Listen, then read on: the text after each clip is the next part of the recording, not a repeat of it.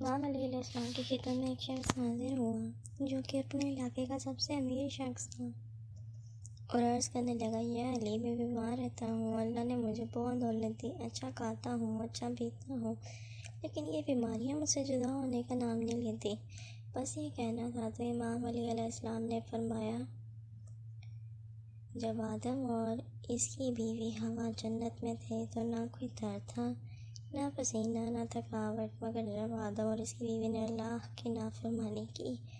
تو اللہ نے ناراض ہو کر آدم اور اس کی بیوی حوا کو جنت سے نکال دیا،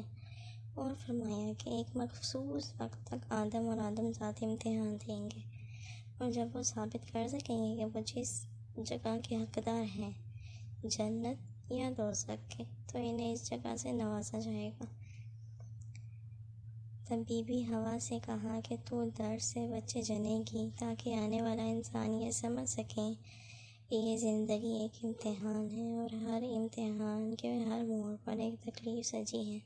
اور آدم سے کہا، اے آدم، تو اپنے پسینے کی کھائے گا؟ پسینہ نکلنے پر جو کھانے سے بیماری جسم میں داخل ہوتی ہے، اللہ کے کرم سے وہ پسینہ نکلنے پر ختم ہو جاتی ہے۔ اے شخص، تمہارے پاس بہت دولت ہے، مگر تم کھانا تو کھاتے ہو مگر پسینہ نہیں نکالتے۔